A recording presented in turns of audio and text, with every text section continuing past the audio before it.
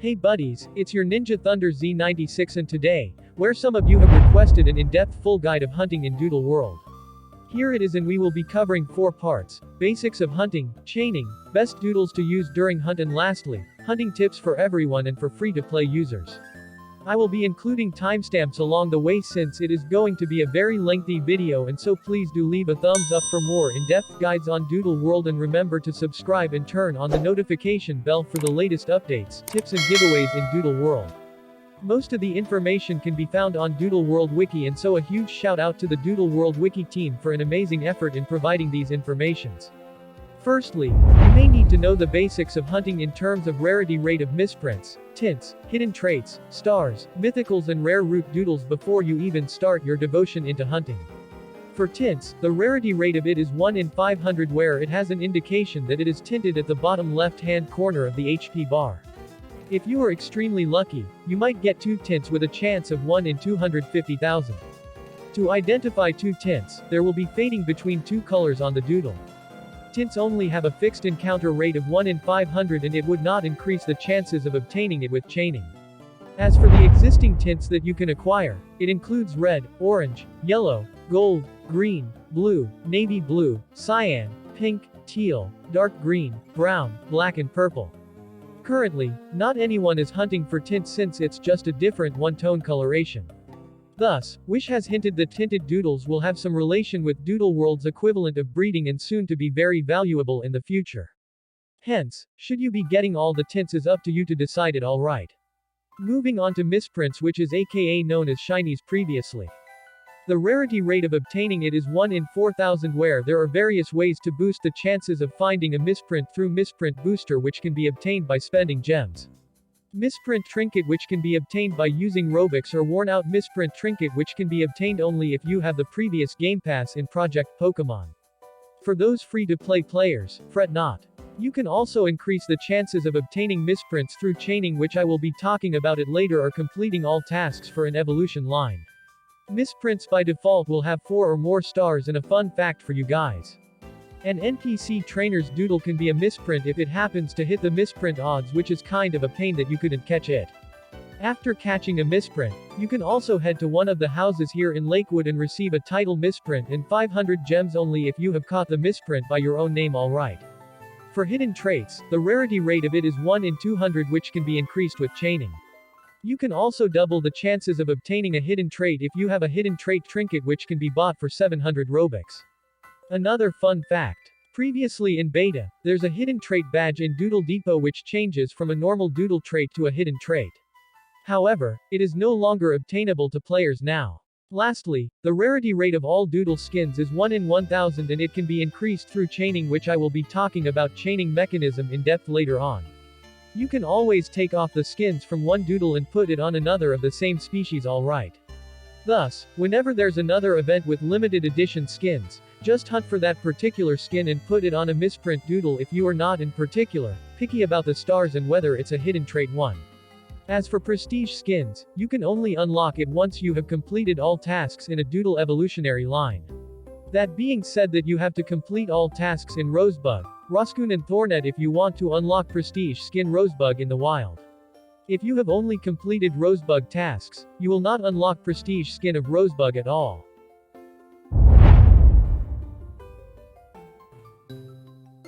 There are some doodle that we can use mainly for hunting, identifying, increasing the number of stars and scavenging for items. For doodles with that is specifically used to identify hidden traits and at the same time, looking at the number of stars, then it would be Squelly with a starry glass that has an ability Mimic. Or you can get Dramask with an ability Possession to see its trait if you lay an attack on it, or you can get a hidden trait Archuma with an ability Possession which is similar to Dramask. I suggest you should get a normal trait Dramask because it's much easier to get it as compared to a hidden trait Archuma. Possession doesn't activate if you use a support move against a doodle alright, and so, it has to be an attack move. If you want to get a doodle with a similar move called False Swipe, I suggest you should get a Riffit and level it up to level 17, and it will be learning a move called Glancing Blow that leave the target with at least 1 health points. Other doodles that can learn Glancing Blow includes Lewis, Xenoxius, Sheldo and its evolution, which is Shadark and Horbeast. Since Glancing Blow is a physical attack move, all 4 doodles are ideal. However, if you want it to hit harder without obtaining Horbeast or Xenoxius through roulette, you should level up Riffit to level 25 such that it evolves to Henchum with a base physical attack of 100, which is definitely higher than Lewis. I believe there might be more doodles that can learn Glancing Blow in the future, and so for now, it would be Henchum as an ideal doodle for hunting. Next, if you want to increase the number of stars obtained for that particular doodle, you may need a lit bulb with the ability Incandescent. Incandescent gives a higher chances of encountering high star doodles. However, you have to place it in the first party of the doodle alright. How it works is basically star chances will pick a number randomly from 1 to 100, with higher numbers means higher number of stars. Having an incandescent trait would add 10 to the number it picks, which may give a higher number of stars. For example, assuming that the star chances of obtaining 6-star doodle falls between 90 to 100 and you have randomly rolled an 80, and that will give you an encounter of 5-star doodle. However, with incandescent, you will add 10 to 80, which gives you 90, and that will give you a 6-star doodle. That only assumes if you have finished all the tasks for that evolution line. Lastly, if you wanted to get items while chaining for a certain doodle, you can get a Lipo with a trait called Scavenge. This provides a chance of obtaining an item from a battle. If you have more Lipos with the trait Scavenge in your team, you will get a higher chances of obtaining an item from it and getting more items from one battle alone. The higher the friendship, the higher the chance of getting an item from a battle as well. Take note, you will need to kill the doodle in order to get a possibility of obtaining an item. However, it is not necessary to use Lipo and kill that doodle in order to scavenge an item. Other doodles that have this ability Scavenge would be Glimu, but it must be a hidden trait, and so, it's way difficult to obtain it as compared to a normal trait Lipo. Hence, I suggest you to obtain Lipo as an easier option. There are other doodles that I strongly believe that it may be helpful in capturing. These doodles mainly include Moss, Mold, Vixeler, Spirus and its evolution, Cryoterra, Whittling and Marigrim have a particular move called Harmony which puts the doodle into sleep. This move might be certainly useful for doodles with low capture rate and ridiculously powerful enough to kill your whole team alright. Last thing you may need to digest it would be chaining. Chaining in particular is similar to Pokemon, and some of us may encounter some difficulty in understanding it, and thus, I will be doing an in-depth explanation with a detailed example. Firstly, to start chaining, you might need to target a specific doodle that you wanted, perhaps a misprint or a skin. In this example, I am hunting specifically for a misprint Wiglet. Next, you can only kill the specific doodle that you really wanted it to be a misprint or a skin. In this case, you can see that throughout this whole video, I'm only running away from other doodles and killing Wiglets only. Once you have killed 10 Wiglets, there will be a tally counter appearing at the bottom right hand of the screen. As for mythicals, you will get a tally counter after killing 1 mythical alright. Please do not capture any doodle or kill other doodles besides the one that you are hunting. There isn't any multi-chaining, and so try and focus only on killing the particular doodle that you want it to be a misprint or a skin. After every 10 chains, the misprint chances will increase the numerator number by 1. What that means is that, for instance, if I killed 10 Wiglets, the chance of it is now 2 in 4,000, which is 1 in 2,000 or 0.05% chance of obtaining it.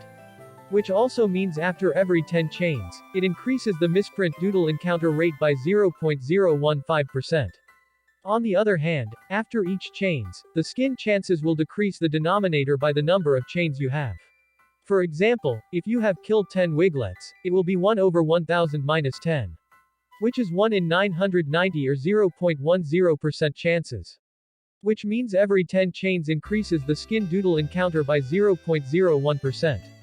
From that, you can see skins are much rarer than misprints when you are chaining for that specific doodle, and it's up to you to decide which to capture or hunt for it.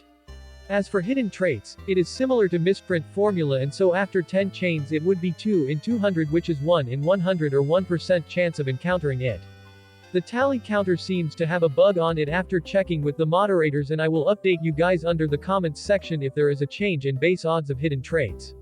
As for now, the base odds is 1 in 200 for hidden trait as stated by Wishin in Doodle World Wiki. For mythicals, after each chains it will add 1 to the numerator.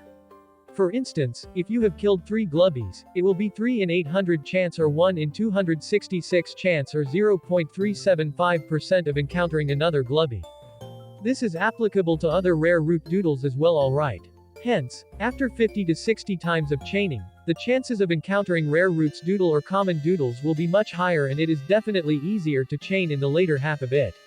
While chaining, do you know you will have a higher chance of obtaining a high star doodle along the way? After 25 chains, you will encounter at least 2 stars. After 50 chains, you will encounter at least 3 stars, and after 75 chains, you will encounter at least 4 stars. If you have completed the tasks of all evolutionary line, you will get 5% chance of obtaining a 6-star doodle. After 100 chainings, it will not break its chain if you accidentally killed another doodle. For example, if I am chaining Wiglets and I accidentally killed Pebblet, the chain will not break. That is a newer update to those who might not be focusing on chaining after 100 specific kill. I will also be giving a few tips for those who are new to hunting. Firstly, you need to know that there's always a RNG seed given to each individual when you enter a server. If you have a better RNG seed, chances of encountering tints, skins and misprints are much higher without much chaining as compared to players with bad RNG seed. If you have encountered a tint within 15 to 30 minutes into hunting, it is usually a good RNG server. If you encountered a misprint less than 100 chains, it is a good RNG server as well.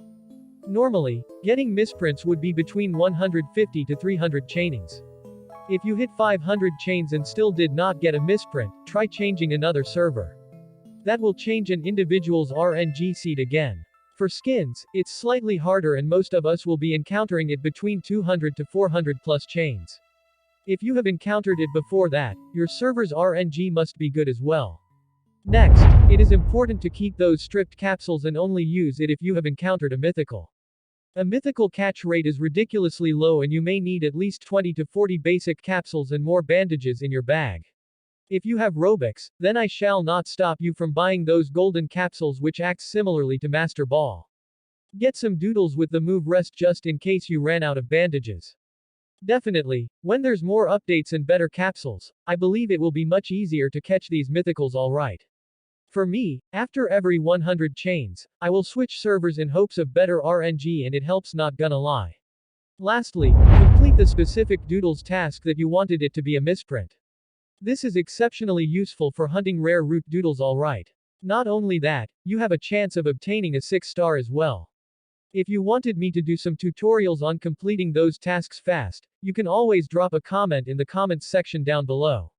And before I end this video, I would like to give this hidden trait Squelly with the ability Mimic away to one lucky winner who have seen this, just because not all is willing to watch till the end of this video, so it's a pity for those players who have missed this opportunity. All you have to do is to subscribe to my channel, turn on the notification bell, turn off your private subscription where I have a link down below if you want to know how. If not, I wouldn't know if you have subscribed to me or not. And lastly, comment in the comments section down below your name and the reason why you need a hidden trait Squelly so badly. I will announce it in the community tab as usual, so remember to like and share it to your friends who are new to hunting in Doodle World. Also, do let me know what in-depth guide you need me to cover next. Peace.